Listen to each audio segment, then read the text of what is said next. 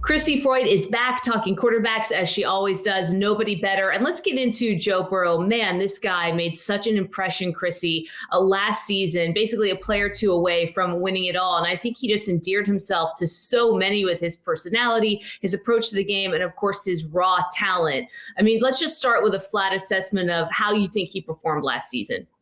Yeah, I thought he did a really good job. I think we saw less of the rookie mistakes, he really didn't have a lot of rookie mistakes to begin with. I think in the year before, he quickly became one of the only good players that the Bengals had. So I think that a lot of his mental processing ability, a lot of the Joe Burrow that we saw at LSU really came to light. I thought that he did a good job throwing the ball. I thought that the mobility, which is really underrated, and when it comes to him, was on display. And I think that he showed people that, there are a lot of people that looked at it and were like, well, this is a second-year guy. It's funny to me that there's still some skepticism that surrounds Joe Burrow, but anyone who watched him at LSU knows just how quickly he can turn a team around. And he's one of those few players, and they're really rare, that can come into the NFL and immediately make an impact and immediately make a team better, and then take a team that's really bad and only in a couple of years have them competing in the Super Bowl. So I think that speaks volumes just about his control and just his talent in the game in general.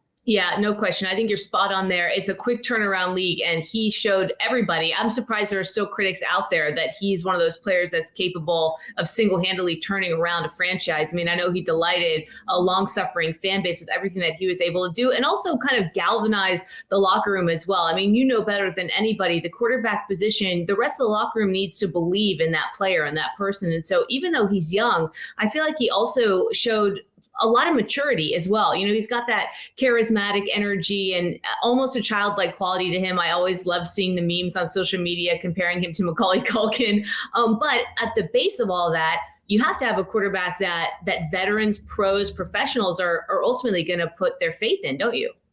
Yeah, and I think that as far as the critics go, it goes back to this Dan Marino thing that people kept mentioning after the Super Bowl. And there just becomes this thought that if a player makes it to the Super Bowl early, that it's never going to happen again. And really, history repeats itself, but it doesn't always. And there are things that don't really have any correlation that people like to bring up. So I think that's what's happening there. And then from a personality aspect, I think that from day one, when Joe Burrow came into the locker room at LSU, even when people didn't know who he was and he didn't really know his teammates well, he's always been confident in himself. If you don't like me, fine.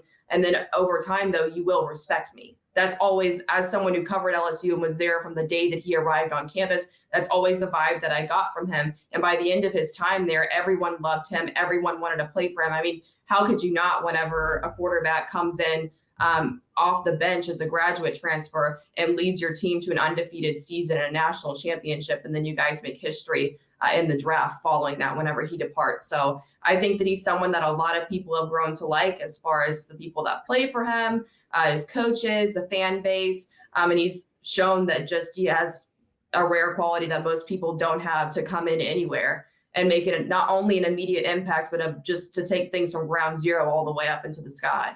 Yeah, that's great insight there into who he is as a person and ultimately as a player. You mentioned his mobility a little bit. What do you think ultimately separates him from other quarterbacks that are his age?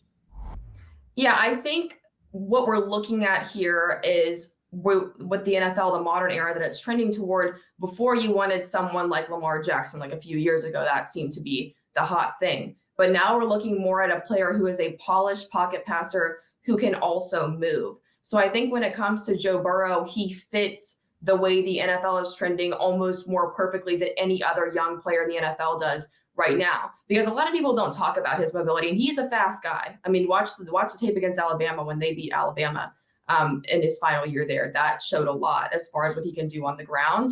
And I think that it's not something that he uses a ton, and it's not something that he's really known for, but it does come to light whenever it needs to.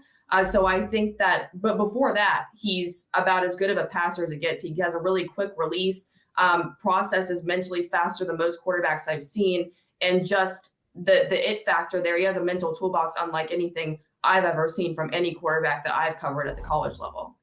Crissy, how long do you think it will take people to recognize his talent and abilities if they haven't already? Or how long do you think it will take for him to become one of these generational quarterbacks that, will ultimately etch his name in the history books?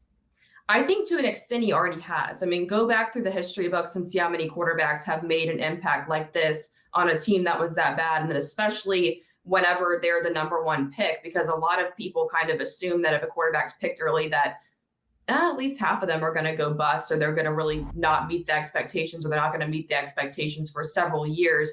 So I think that he already deserves the credit as one of the better quarterbacks in the NFL. But I think what we need to see for the reasonable people, what we need to see is a larger sample size. Is this a fluke, or is it something that he's going to just continue to build upon? And everywhere that he's been, he's shown that he continues to build upon it. So that should be the case here. And then I think for the less reasonable people who want to draw the correlations that don't exist, I think it honestly might take him making another deep postseason run or making another Super Bowl appearance and then going on to win it before he's convinced some people, just because a lot of people seem to have set the bar at Tom Brady. And if you can't go win multiple Super Bowls, then you're just simply not it.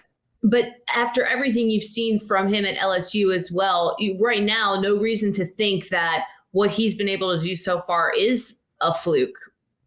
Yeah, absolutely. I think that everything he's done has been consistent, and it's been a consistent rise. I mean, he's not, even from the first year that he played at LSU, I thought that it was underrated. I mean, LSU wide receivers had a pretty decent drop rate that year, and I think that overshadowed the success he was already having. I don't think that there kind of became this national narrative that, oh my goodness, Joe Burrow got so much more accurate between year one and year two at LSU.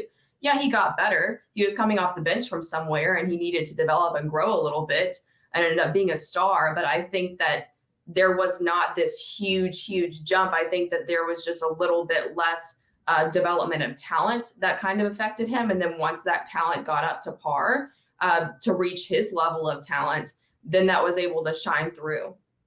Is there anything specific that you're going to be looking for next season in terms of his development, ways he can get better, ways he can be even more consistent on the field? I think it's just continuing to grow out of some of those rookie mistakes. I think he's one of the most mistake-free rookies I've ever seen, but every great once in a while it'll rear its head. So I think just that continued development, becoming more polished, and then just continuing to show that he can compete against some of the best defenses, regardless of who's around him. Crissy, Froyd, great stuff as always. Thanks for being with us.